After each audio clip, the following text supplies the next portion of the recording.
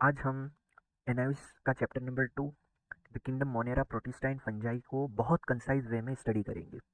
सबसे पहले kingdom Monera से स्टार्ट करते हैं। किंगडम मोनेरा की कैरेक्टरिस्टिक क्या है कि इनके अंदर सारे प्रोकारियोट्स आएंगे, मतलब अगर प्रोकारियोट्स है कोई तो उसको हम बाय डिफ़ॉल्ट किंगडम मोनेरा के अंदर पुट करेंगे। प्रोकारियोट्स के अंदर क्या होता है, तो सबसे पहले प्रोकारियोट्स के अंदर जो उनकी सेल वॉल होती है, it is made up of peptidoglycan, it is a type of polysaccharide. फिर इनके अंदर दूसरी जो बड़ी खासियत है वो ये है दे लेक न्यूक्लियस। प्रोकारियोट्स के अंदर न्यूक्लियस नहीं होता है, तो सेल के अंदर आपने जितने भी सेल के स्ट्रक्चर देखे होंगे उसमें सेंटर के अंदर अराउंड सेंटर न्यूक्लियस प्रेजेंट होता है, बट इसके अंदर न्यूक्लियस प्रेजेंट नहीं होता है। इसके अलावा इनके पास पिलाई एंड फ्लैजिला होता है।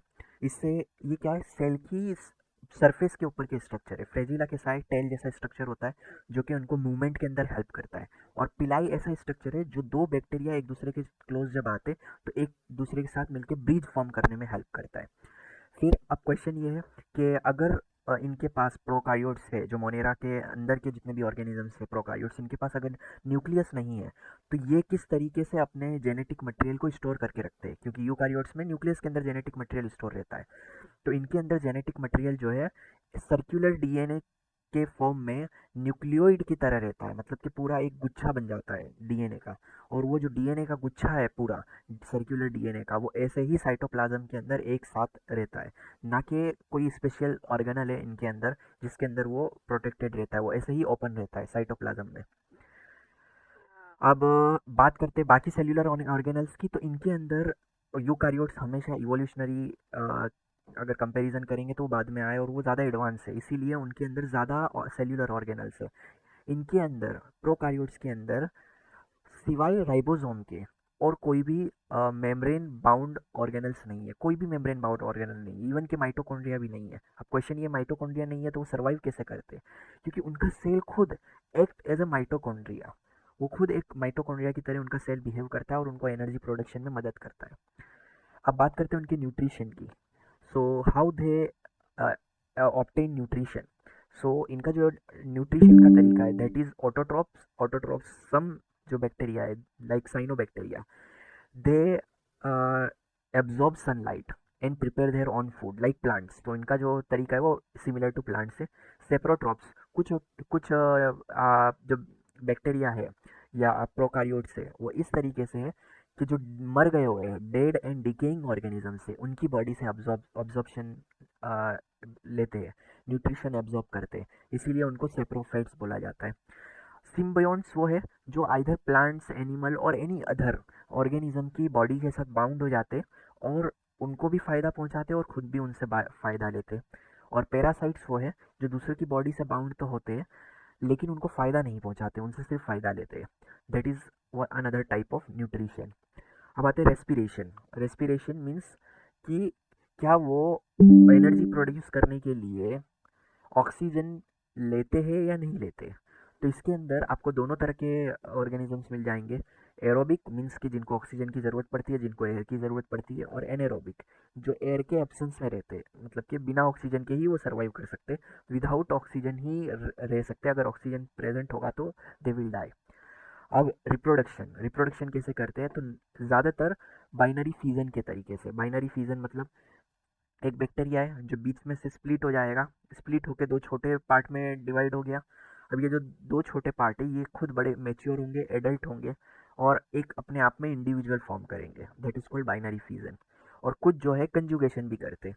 कंजुगेशन का मतलब क्या, दो बैक्टीरिया अपने पास आ जाएंगे, पिलाई जो है दोनों एक दूसरे की पिलाई एक साथ जो कनेक्ट कर देंगे और एक बैक्टीरिया अपना जेनेटिक मटेरियल का एक पार्ट दूसरे बैक्टीरिया के अंदर उस पिलाई उस ट्यूब के थ्रू ट्रांसफ़र कर देगा।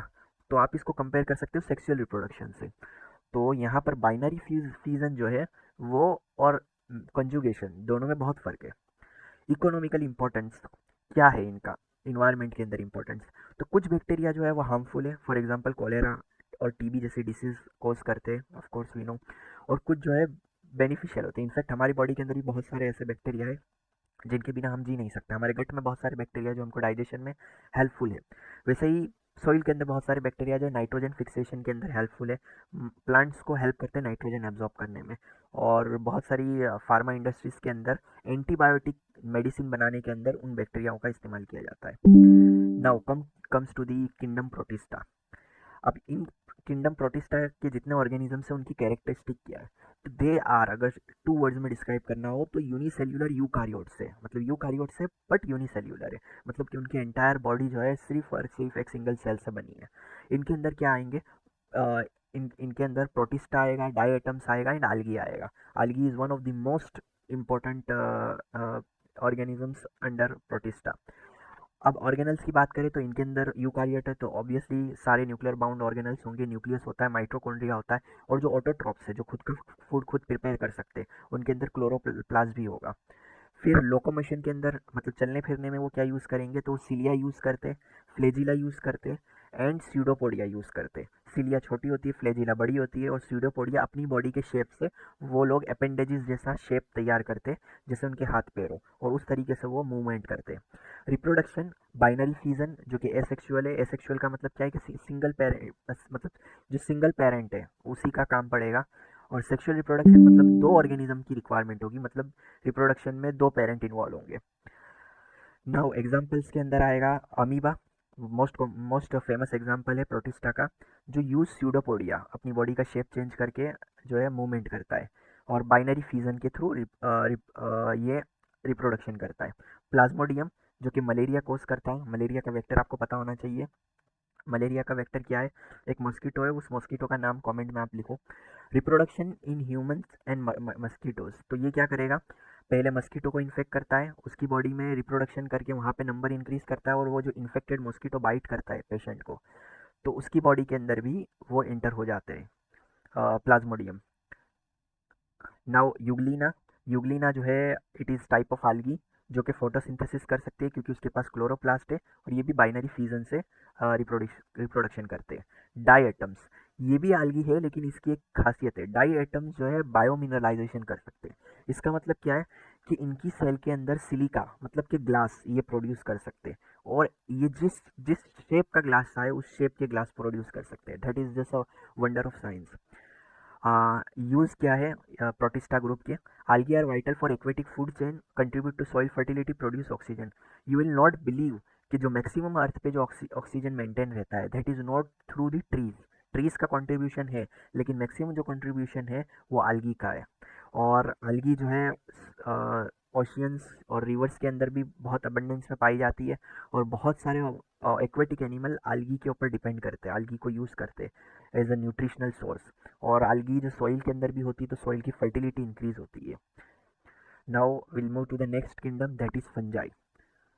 हमने लास्ट वीडियो में देखा था कि फंजाई जो है, पहले इसको क्लासिफिकेशन फंजाई का करना डिफिकल्ट था क्योंकि इसके अंदर दोनों टाइप की कैरेक्टरिस्टिक एग्जिबिट हो रही थी, plant and animal. Let's see what are characteristic.